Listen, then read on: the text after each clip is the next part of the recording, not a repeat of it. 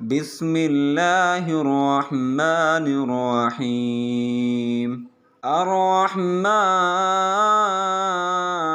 علم القرآن، خلق الإنسان علمه البيان. الشمس والقمر بحسبان، والنجم والشجر يسجدان. والسماء رفعها ووضع الميزان، ألا تطغوا في الميزان، وأقيموا الوزن بالقسط ولا تخسروا الميزان. والأرض وضعها للأنام، فيها فاكهة والنخل ذات الأكمام، والحب ذو العصف والريحان. فبأي آلاء ربكما تكذبان؟ خلق الإنسان من صلصال كالفخار، وخلق الجان من مارج من نار. فبأي آلاء ربكما تكذبان؟ رب المشرقين ورب المغربين، فبأي آلاء ربكما تكذبان؟ مرج البحرين يلتقيان، بينهما برزخ لا يبغيان. فبأي آلاء ربكما تكذبان؟ يخرج منهما اللؤلؤ والمرجان. فبأي آلاء ربكما تكذبان؟ وله الجوار المنشآت في البحر كالأعلام. فبأي آلاء ربكما تكذبان؟ كل من عليها فان، ويبقى وجه ربك ذو الجلال والإكرام.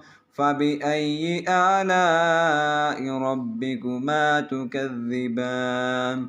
يسأله من في السماوات والأرض، كل يوم هو في شأن. فبأي آلاء ربكما تكذبان؟ سنفرغ لكم أيها الثقلان. فبأي آلاء ربكما تكذبان؟ يا معشر الجن والإنس إن استطعتم أن تنفذوا من أقطار السماوات والأرض فانفذوا، لا تنفذون إلا بسلطان. فبأي آلاء ربكما تكذبان؟ يرسل عليكما شواظ من نار ونحاس فلا تنتصرون. فبأي آلاء ربكما تكذبان؟ فإذا انشقت السماء فكانت وردة كالدهان. فبأي آلاء ربكما تكذبان؟ فيومئذ لا يسأل عن ذنبه إنس ولا جان. فبأي آلاء ربكما تكذبان؟ يعرف المجرمون بسيماهم فيؤخذ بالنواصي والأقدام. فبأي آلاء ربكما تكذبان؟ هذه جهنم التي يكذب بها المجرمون، يطوفون بينها وبين حميم آن فبأي آلاء ربكما تكذبان ولمن خاف مقام ربه جنتان فبأي آلاء ربكما تكذبان ذواتا أفنان فبأي آلاء ربكما تكذبان فيهما عينان تجريان فبأي آلاء ربكما تكذبان فيهما من كل فاكهة زوجان فبأي آلاء ربكما تكذبان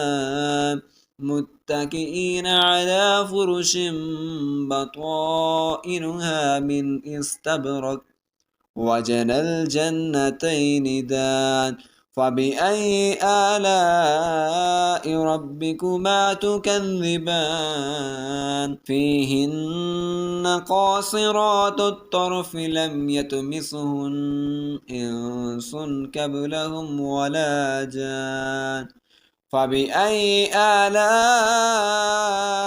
ربكما تكذبان كأنهن الياقوت والمرجان فبأي آلاء ربكما تكذبان هل جزاء الإحسان إلا الإحسان فبأي آلاء ربكما تكذبان ومن دونهما جنتان فبأي آلاء ربكما تكذبان مدهامتان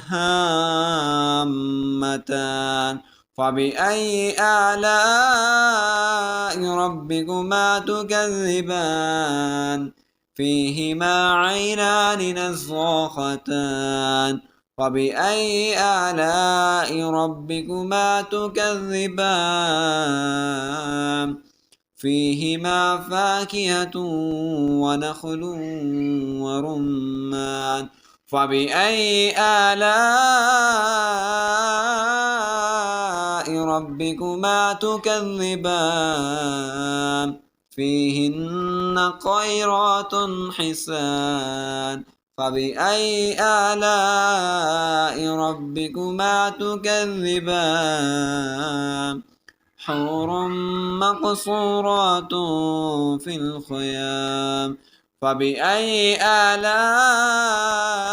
ربكما تكذبان لم يطمثهن إنس قبلهم ولا جان فبأي آلاء ربكما تكذبان متكئين على رفرف خضر وعبقري حسان فبأي آلاء ربكما تكذبان تبارك اسم ربك ذي الجلال والإكرام